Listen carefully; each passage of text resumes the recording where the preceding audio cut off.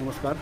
आज शिवमुद्रा प्रतिष्ठान डोंबिवली या उपरोक्त संघटनेमार्फत आज NCMC कार्ड शिबिर आयोजित केले आहे. खरं तर महिला वर्ग असो किंवा ज्येष्ठ नागरिक असो यांना या शिबिराचा लाभ घ्यायचा होता आणि ते वेळोवेळी माझ्याकडे येत होते की ही शिबिर आपण लावूया, संघटनेमार्फत ते शिबिर लावून आपण आपल्याला ह्या योजनेचा आपण फायदा घेऊया याबद्दल मला वेळोवेळी लोक सांगत होते. आणि मला वाटतं ST डेपो किंवा विठ्ठलवाडी कल्याणला जाण्यापेक्षा आम्हाला हे इथे इझी गेलं तर ते फायदेशीर होईल असं ते लोक सांगत होते. म्हणजे आमची संघटना नेहमीच महिला वर्ग असो किंवा ज्येष्ठ नागरिक असो यांच्या पाठीशी असतो आणि गेली 10-12 वर्षे सतत आम्ही एक सामाजिक क्षेत्रात वावरतो. तर आमचे पदाधिकारी असो, आमचे संचालक असतील, नंदकुमार जुलूम असतील, अजून काही सदस्य लोकांनी आम्ही विचार केला खरंच या शिबिराचा आपण एकत्र युवामध्ये लावला आपण तर त्याचा महिलांना किंवा ज्येष्ठ नागरिकांना फायदा होईल. आणि आज शिबिर आयोजित केलं आणि मला महिला वर्ग आणि उपस्थित आहेत त्यांच्या महिला वर्गाचं पण आम्ही संघटनेने खूप खूप अभिनंदन आणि शासकीय आभार व्यक्त हे समजून घ्या. नाही तर काही लोकांना असं गैरसमज झालाय की आम्ही कार्ड पण काढणार आणि पैसे पण देणार आणि रिचार्ज पण भरणार. मोठी मिसअंडरस्टँडिंग प्रवास करायचा आहे. कार्ड नसेल तर 100% भाडं भरायचं.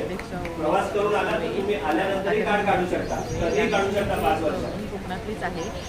असं नाही की कार्ड आता उद्या बंद होणार आहे, सगळ्यांनी आजच नाही लावा असं नाही.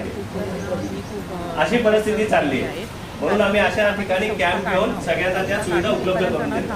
तळागाळात जाऊन लोकांच्या घरापर्यंत किंवा मनापर्यंत यालाच सामाजिक कार्य असं म्हणतात. तर आजपर्यंत आम्ही 13-14 वर्षांनी बघत आहे. आता NCMC कार्ड जे काढणार आहे ना तर त्याच्यासाठी आपल्याला आपल्याला 230 रुपये प्रत्येकाला पे करायचे आणि जो काही रिचार्ज आहे तो आपल्या पद्धतीने आपण नंतर त्या QR कोडवर करू शकतो.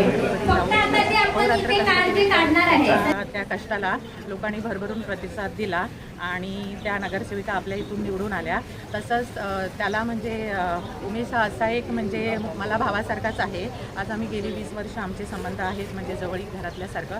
तर त्याला म्हणजे खूप असं गरिबीची जाणीव आहे, गोरगरीब. आणि आजपर्यंत जे काय त्यांनी म्हणजे विविध कार्यक्रम राबवलेले आहेत, जसं आता हे वयोवृद्धांसाठी हे असो किंवा गरजू मुलांसाठी असो. आता डोंबिवलीचं रिक्षाचं प्रकरण मी बघते की रात्रीचं लोकांची खूप गैरसोय असते. सतत त्याला मेसेज असतात की असं करा उमेश सर, तसं करा, लाईटचा प्रॉब्लेम, पाण्याचा प्रॉब्लेम. तर तो काम करूनसुद्धा एवढं सतत म्हणजे कार्यरत असणं हे एक त्यांनी दाखवून दिलेलं आहे. आणि सोशल वर्क हा तोच असतो की अहोरात्र लोकांसाठी झटतो, मनापर्यंत पोचतो. तोच हा करू शकतो. कारण मीही एक सोशल वर्क आहे. मला या 10-15 वर्ष सोशल वर्कचे बऱ्यापैकी अनुभव आहे.